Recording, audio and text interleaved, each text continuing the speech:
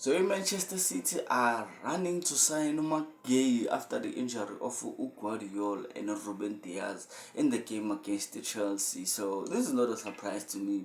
Manchester City always does this. This is not a surprise. Every time they have a problem or every time they have an injury crisis before the January transfer window, what do? They run to the bank and go get money to buy more players because that's how they solve their players. That's how Manchester City solve all their players by putting money on the table, bro. And this is not a surprise to me that they are now chasing to sign Gay because we all knew that Manchester City had problems in the back. You know, Guardiola and Ruben Diaz were never going to, stay fit for the whole season, bro.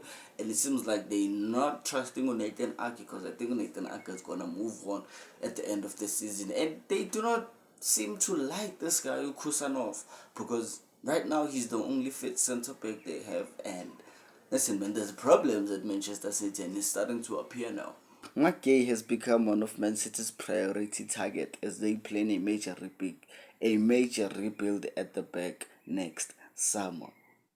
That's a tricky invite for Manchester City because I don't think McGay wants to leave Crystal Palace in January, and I don't think Crystal Palace wants to let McGay leave on a free at the end of the season. So this is a tricky situation for McGay and for the Manchester City because the Manchester City want McGay right now, and the Crystal Palace can't lose their captain or their best player, should I say, or their best centre back player.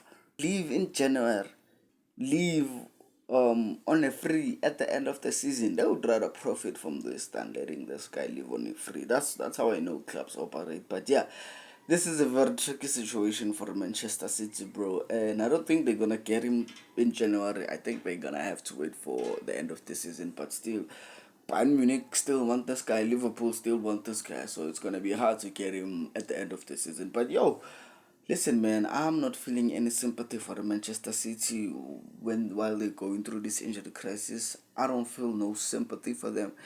They say they have the mentality and they are the juggernaut. So I wanna see how they maneuver this type of situation because we've seen the Arsenal earlier this season and every season going through some injury crisis and they always maneuver.